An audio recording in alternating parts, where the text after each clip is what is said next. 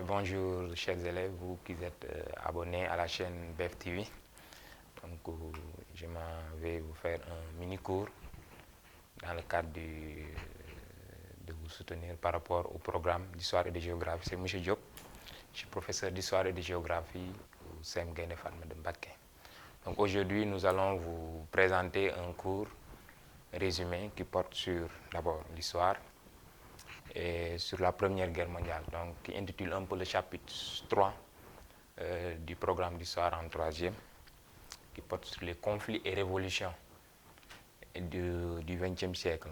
La leçon intitulée La Première Guerre mondiale sera la première leçon dans ce chapitre.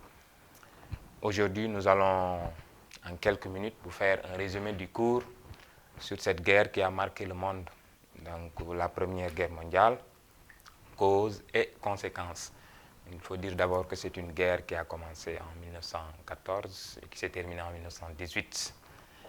Et pour parler un peu de l'introduction, donc la guerre aura des causes, comme toute guerre, et va simplement engendrer plusieurs conséquences. Cette guerre aussi s'est faite en trois grandes étapes que nous ferons, Inch'Allah. Donc après l'introduction, nous allons vous présenter les origines de la guerre. Les origines de la guerre. Alors, chers élèves, il faut comprendre que cette guerre a été d'abord une guerre meurtrière qui a commencé en 1914, mais dont ses origines peuvent être retrouvées très lointaines.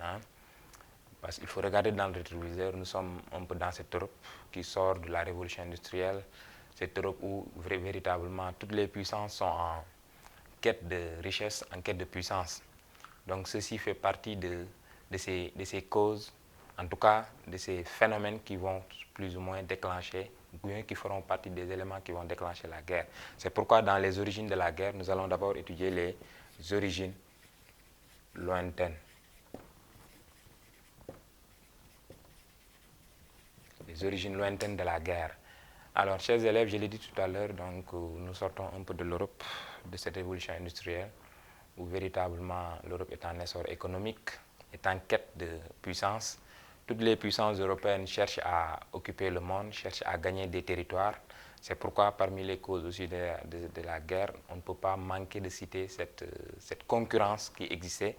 Et la concurrence a été d'abord une concurrence économique, donc une concurrence économique, parce que tout simplement, on peut donner l'exemple par exemple de l'Allemagne et de l'Angleterre. À un moment donné, c'est deux puissances qui se rivalisaient.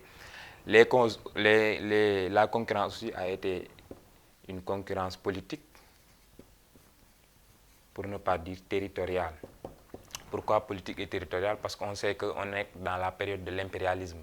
Toutes les puissances cherchaient à gagner des territoires en Afrique, en tout cas dans les pays les moins avancés. Alors on peut donner l'exemple par exemple du problème au Maroc, on peut donner l'exemple de l'Allemagne et de la France qui vont se rivaliser sur l'Alsace et Lorraine. Donc voilà en quelque sorte quelques origines lointaines de la guerre. Et il faut dire aussi qu'à partir de ce postulat, on verra tout simplement que les États vont d'abord simplement chercher à augmenter leurs dépenses militaires. Et au-delà de l'augmentation des dépenses militaires, on verra aussi qu'ils vont nouer des alliances. C'est pourquoi très tôt, on va voir des alliances qui vont naître. Par exemple, la Triple Alliance. La Triple Alliance, c'était l'Allemagne, c'était l'Autriche, Hongrie, c'était l'Italie. Il y avait à côté aussi la Triple Entente. C'était le camp de la France, de l'Angleterre, la France, l'Angleterre et la Russie. Donc voilà, et d'autres pays, d'autres petits pays. Donc on sait qu'il n'y a pas encore guerre. Les gens commencent à chercher des armes, à augmenter leurs dépenses militaires, à nouer des alliances. Mais qu'est-ce qui se prépare, chers élèves? Donc on sent nettement que la guerre arrive. Donc voilà pourquoi ici on parle de causes lointaines, mais on n'est pas encore à la guerre. C'est pourquoi ainsi, en petit 2, nous allons étudier maintenant la cause ou bien les causes immédiates. Les causes immédiates de la guerre. Alors il faut dire, pour ne pas aller trop loin, que la cause immédiate de la guerre a été tout simplement l'assassinat du prince de Sarajevo, François Ferdinand, le 24 juin 1914. Donc, un peu pour revenir sur l'histoire, François Ferdinand, c'était un héritier, donc un héritier de l'Autriche-Hongrie. Qu'est-ce qui s'est passé? Il était en visite en Bosnie, un étudiant bosniaque l'a assassiné, avec même sa femme. Et la Bosnie a pensé que derrière cet assassinat, il y avait la Serbie, parce que la Serbie avait des intérêts dans cette région. Et ainsi, l'Autriche-Hongrie va déclarer la guerre à la Serbie. Comme la Serbie était amie déjà à la Russie, à l'URSS, qu'est-ce qui va se passer? L'URSS va se lever. C'est ainsi que l'Allemagne aussi, qui était amie avec l'Autriche-Hongrie, va se lever. Ainsi, la France de l'autre côté va se lever. Et comme ça, on verra ce qu'on appelle l'agrénage des alliances. Et plus tard, on parlera de guerre mondiale, parce que ce n'est plus une guerre qui va opposer seulement l'Autriche-Hongrie à la Serbie, mais une guerre qui oppose deux camps, qui oppose plusieurs pays, pour ne pas dire une guerre mondiale. Donc voilà, chers élèves, les origines lointaines et les origines immédiates, ou bien la cause immédiate de la première guerre mondiale. La guerre a éclaté maintenant, nous avons une guerre mondiale. Donc on sait qu'une guerre, souvent, en tout cas la première guerre mondiale, s'est faite à travers des étapes. Donc c'est pourquoi en grand 2, nous allons voir les étapes du conflit. Très rapidement, chers élèves, le conflit s'est fait du moins en trois grandes étapes. Donc la première étape, c'était de 1914 à 1915. C'était une étape qui a été décisive, qui a été favorable au camp de la triple alliance, au camp de l'Allemagne. Donc on a fait ce qu'on appelle la guerre en mouvement. Voilà, on a fait ce qu'on appelle la guerre en mouvement. Et le camp de la triple entente a été pris en dépourvu, en surprise. Donc voilà ce qui a fait que la première étape de la guerre a été plus favorable au camp des Alliés, donc au camp de la triple alliance. On arrivera maintenant à une deuxième étape de la guerre, 1915-1917. On verra qu'il y aura un changement dans la situation de la guerre. On passera de la guerre de mouvement à ce qu'on appelle la guerre de position.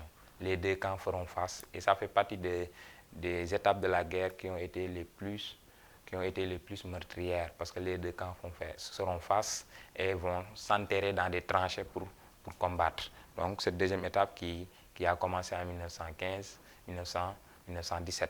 Pour arriver maintenant à la troisième étape, 1917 et 1918, c'est la fin de la guerre.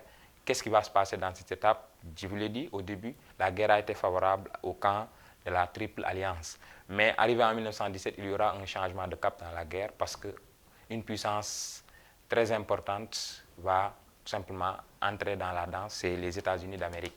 Cette entrée des États-Unis d'Amérique dans la guerre a simplement occasionné le changement de situation dans la guerre. Donc la guerre sera maintenant favorable à la triple entente. On sait bien que les États-Unis, c'est une puissance militaire, c'est un pays qui connaît la guerre. Donc ce qui fait que la guerre va prendre une autre tournure. Alors ainsi, voilà donc très résumé, la guerre s'est déroulée en trois grandes étapes, 1914-1915, 1915-1917, 1917-1918, qui marquera la fin de la guerre, et on verra que l'Allemagne sera tout simplement, en tout cas le camp de la triple alliance va tout simplement remporter les combats sur la triple entente. Pour ainsi passer au grand 3, qui fait partie des objectifs primordiaux de notre leçon, donc les conséquences de la guerre.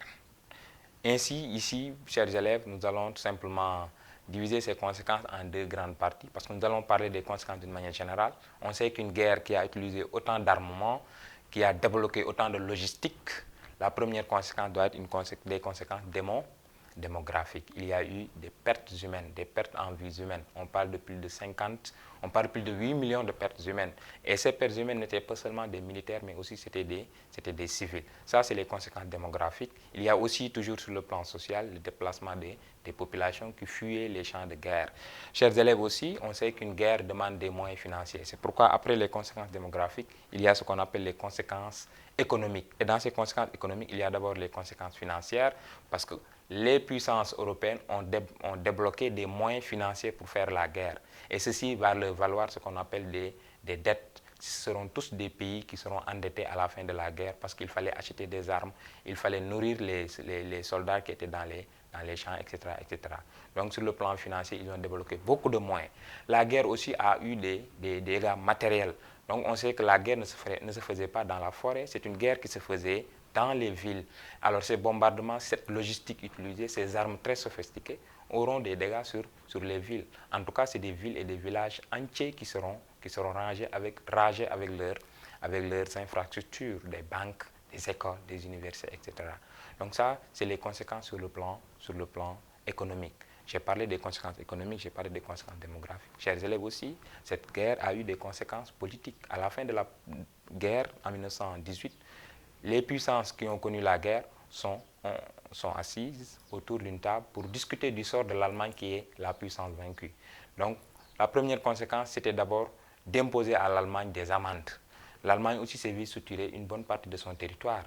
Et voilà, donc beaucoup de conséquences sur le plan politique, ce qui nous donne tout simplement une nouvelle carte du monde, en tout cas une nouvelle carte de l'Europe. Donc, ici, sur le plan politique, on va simplement voir une nouvelle reconfiguration géographique de l'Europe, parce que l'Allemagne va perdre beaucoup de son territoire, l'Allemagne va perdre beaucoup de ses colonies, l'Allemagne va se voir imposer, en tout cas va devoir payer une amende pour ces puissances.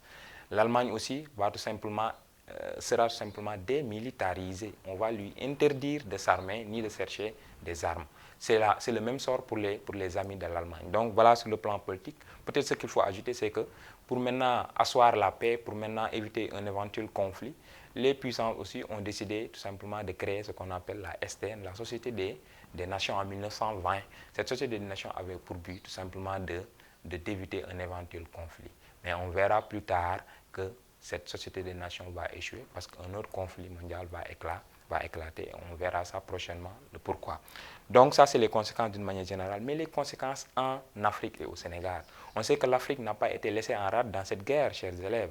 L'Afrique a beaucoup participé dans cette guerre. Comment? Sur le plan démographique, n'oubliez pas, nous avons envoyé des hommes. Plus de 40 000 soldats ont combattu, soit des soldats, soit des porteurs. Et au-delà de cette participation démographique en ressources humaines, nous avons participé aussi en tant qu'Africains à l'effort de guerre. Donc l'Afrique a été mise en contribution sur le plan financier. Nous avons envoyé des vivres, nous avons envoyé de l'argent, surtout à la France, par exemple, qui est venue ici au Sénégal chercher des hommes. D'ailleurs, ces hommes-là étaient appelés les tirailleurs sénégalais. Mais par là, comprenez que ces tirailleurs n'étaient pas seulement des Sénégalais, c'était d'autres nationalités. Mais pourquoi on les appelait des tirailleurs sénégalais? Parce que c'est ici où ils débarquaient. Donc voilà, nous, en tant qu'Africains, ce que nous avons consenti dans la guerre. Donc vous voyez qu'à la fin de la guerre, l'Afrique aura des pertes humaines comme tout le monde, mais l'Afrique aussi aura des problèmes économiques. C'est pourquoi à un moment donné, l'économie africaine a été affaiblie. Au Sénégal, donc c'est les mêmes conséquences, mais il faut insister un peu sur le regain des activités politiques. Donc grâce à la guerre, nous avons fait ce qu'on appelle une prise de conscience. Il y a eu la naissance d'élites comme Blaise Diagne, comme Galandou Diouf, donc qui vont porter le combat pour demander plus de considération, par exemple à la France, parce que nous avons participé à cette victoire de la France. Donc voilà donc les conséquences, et vous verrez que ceci aura des répercussions plus tard dans cette lutte pour l'indépendance. Mais encore une fois, pendant la Première Guerre mondiale, il n'était pas encore question d'indépendance. Mais les colonies, grâce à cette guerre, ont simplement pris conscience et ont demandé à la métropole tout simplement de leur donner plus de considération. Voilà, chers élèves, d'une manière très résumée, cette leçon qui portait un peu sur la Première Guerre mondiale, causes et conséquences.